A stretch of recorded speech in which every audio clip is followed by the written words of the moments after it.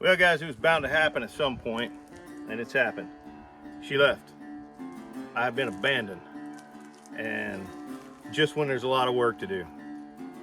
Reality is, Frankie's gone off with church group to St. Louis, Missouri, on some fun trip, which she deserves and has earned. But I got a bunch of old hay on the ground and horse poop that needs to be picked up and taken to where I'm going to compost it. You can't find good dirt around here, guys. I got to make it. And Frankie's getting out of this job.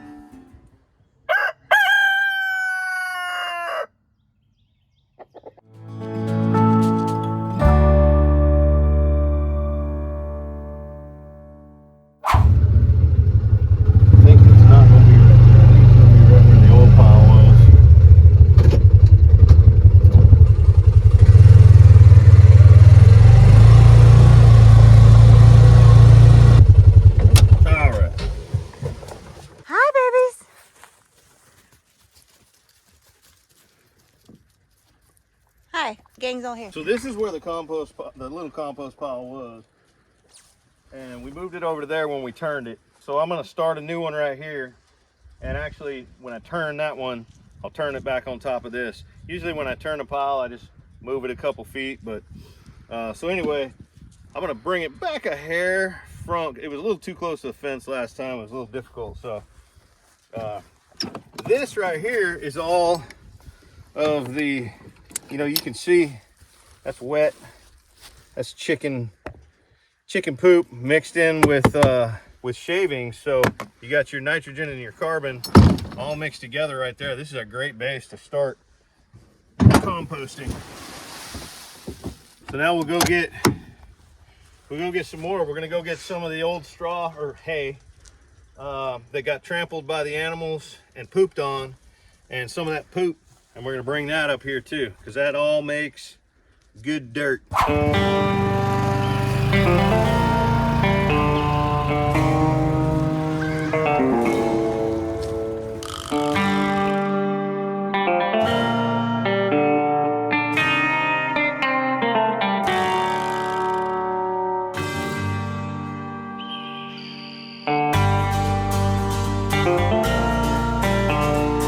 This is one of the first bales we fed.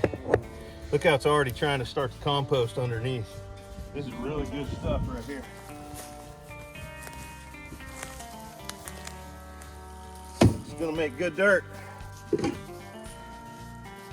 Watch out, baby.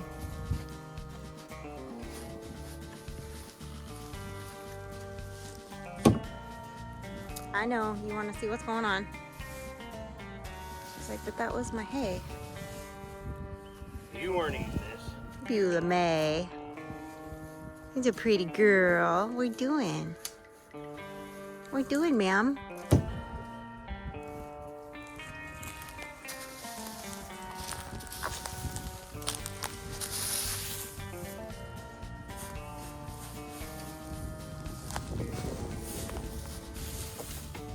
Now we'll just pick up some of her poop and put it on top of that.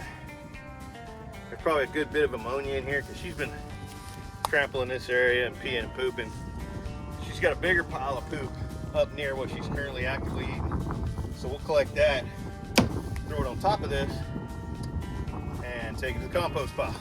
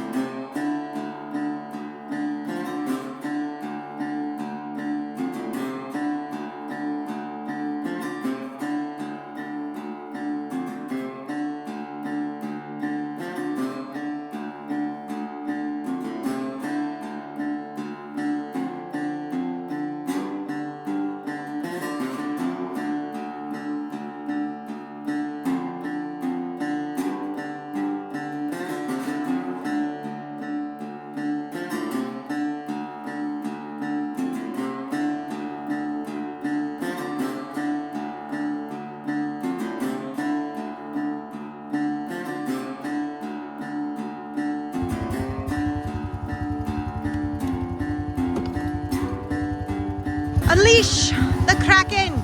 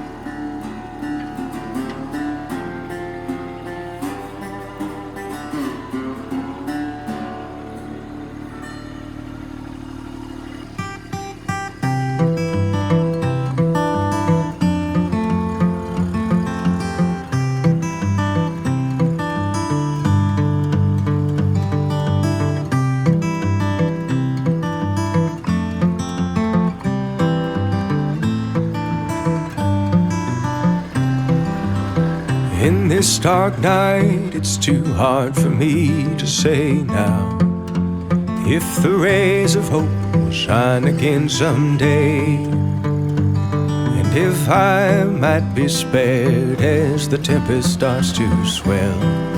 At this point, it's just too dark to tell. Was the stars guiding me to God's shores now? Was the devil set me drifting once more? Will these clouds ever lift and the map again reveal? At this point, it's just too dark to tell. If these green-eyed blues would lighten up, if my nature would shake this wicked spell, if this midnight sky would brighten up, if my ears could hear a voice saying, all will be well, then all is well, all is well. I once was found, now again I'm lost. On merciless waves I am tossed. The dirt is a funny thing, guys. Back at our old place, I had a guy, Ed, the dirt guy, who was making like 200 or 300 foot rows of compost, and he was getting all the right materials and mixing it together, adding, you know, trace minerals and everything. And they had this giant machine that would drive over the row and essentially mix it, and kept these, you know, perfect long hundreds of feet rows. And he could water them when they needed to be. Anyway, his business was making good garden compost and different kinds of dirt. Nobody around here does that. You cannot find anybody making compost in the amount that I could buy a truckload, which poses a real problem for me because I need compost for what I'm doing. So, you know, I'm looking at solves for that. Cotton gin trash, there's hog farm compost, there's arborists that have, you know, wood chips from when they do work. And I'm probably at some point this year gonna be getting some of all the above in large truckloads and kind of mixing it myself without that big machine that does the easy part for you. I'll have to be turning it, or Frankie, both of us, you know, with a bucket. But this right here, this is an example of kind of what we've been doing so far this year. And, you know, that's not bad. That's not bad at all. And some of what's in here is 6 months old or more. Some of it's new. This is probably the last time I'm going to add to this pile. And then what we're going to do is we're just going to start turning this pile. So I got all the hay and the horse poop and all that chicken litter mixed with wood shavings. I put that on the bottom, and then I'm turning the pile on top of it. And then, you know, once a week, we're just gonna have to turn this pile. When we go through a period of time with no rain, we'll water it, we'll turn this pile. And hopefully I'll be able to get a half a yard or so of good compost out of this for our garden for next season. But that's not near enough, guys. I'm gonna need a lot more. So keep in mind, you know, you can compost on any scale that you can. I mean, right here, here's a Napa cabbage that didn't make it. Sid brought it out to the compost pile. There's some peppers. We got eggshells in here. Some of the eggshells can get crushed and fed back to the birds. Some of them can get crushed and planted underneath your tomato plants. Put some of them in your compost pile. When I'm cutting vegetables throughout the season, when I'm cleaning up my vegetables and trimming them, all those trimmings need to go into the compost pile. Keep all your kitchen scraps, keep your coffee grounds, all those get dumped in here as well. Guys, you can make really, really good dirt off of your waste, off the stuff that you were just gonna either throw away or let sit out there and decompose on itself somewhere, like this hay that we just raked up out of the horse pasture. Yes, that would be good for the pasture if we left it. Even the amount that we did leave is really good for the pasture. So being able to collect some of it and use it to make good quality dirt for the garden is huge. All I can tell you guys is make compost. Compost is magic. And yeah, you can get into the science of it and looking at your carbon and your nitrogen and maybe adding some trace minerals and maybe adding some sand. You can take it a long ways, okay? But you don't have to start there. Don't let it overwhelm you. Just make a pile of your grass clippings. Throw your banana peels out there and some of your kitchen scraps and your coffee grounds. And before you know it, you'll be making compost and you'll be growing amazing plants in it. So this right here, guys, is 1 cubic foot compost and manure, okay? Derived from composted pine, composted hardwood fines, and composted chicken or cow manure. They don't even say which one, right? This 1 cubic foot right here, which is not that much dirt, is like $4 at Walmart. This bag underneath of it is actually the kind of the next step up. This is 2 cubic feet, and this one actually also has a few extra additives in it. I want to say it's about the same dollar per cubic foot. I think these were like $8.99 a bag. So and I am using some of these right now on my garden rows because I have to. I don't have any compost, you know, in bulk. And if you take a look at these garden rows, I'm actually adding a decent amount of compost to the rows. Now, when I first built this row, I was adding compost to it as I tilled it in and built the row. So I got some, you know, a little bit of organic material down there mixed in with the dirt in the row, but it's still not very high quality dirt. You got to remember, this was all pasture land before last year, and it was cut for hay. So when you're cutting something for hay, hay grows, you're cutting it, you're taking all the nutrients off. Hay grows, you're cutting it, you're taking all the nutrients off. Maybe every few years you spread a little chicken litter on it, but you're really depleting the soil when you're farming in that fashion. So this soil is not extremely high quality when I started gardening here.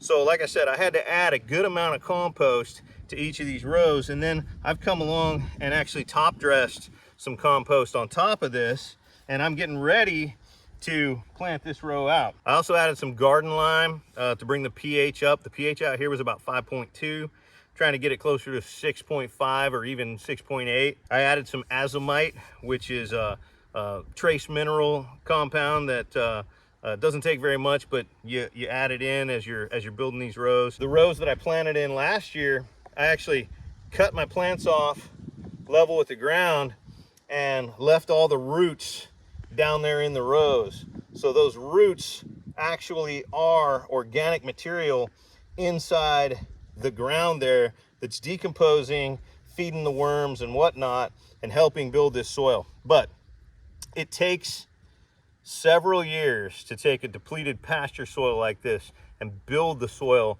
into more of a good quality living garden soil. Several years, and compost is just really one of the key factors. Another key factor is, you see all this grass growing on top of these rows here to my left? That's actually not grass, although it is. That's a cover crop on purpose. That was the same cover crop that I use in my deer plots. It's winter cereal rye, oats, There's some various brassicas, turnips mixed in there, and I'm growing that on those rows. Those rows are rows that I'm actually going to plant a little bit later in the season, well after the first, the fear of the last frost. So that's probably going to be my tomatoes and peppers. And essentially what I'm doing is I'm growing living compost, if you think about it like that, on those rows right now, okay? When I'm getting close, 2 weeks from planting, I'm going to spread tarps on that, and I'm going to suffocate, I'm going to terminate those cover crops, but I'm going to leave all of that material there, okay? And that material is going to break down underneath of my tarp over time, and all of the you know, the nitrogen and, you know, just all of the nutrients that grew up into those plants is going to go back into the soil, which is essentially what we're doing when we're composting also. So, you know, cover cropping in between your seasons is another way to actually kind of be composting. And having nothing growing in your soil for any period of time, in my opinion, is really bad. If you're going to have this row vacant for a while and you're not going to be planting anything in it, plant a cover crop. Keep some root structure in there.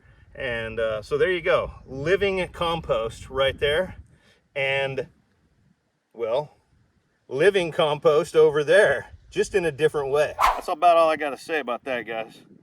Don't forget to like the video, subscribe to the channel, click that bell down there so you get notifications when we do post things or go live or premiere or whatnot.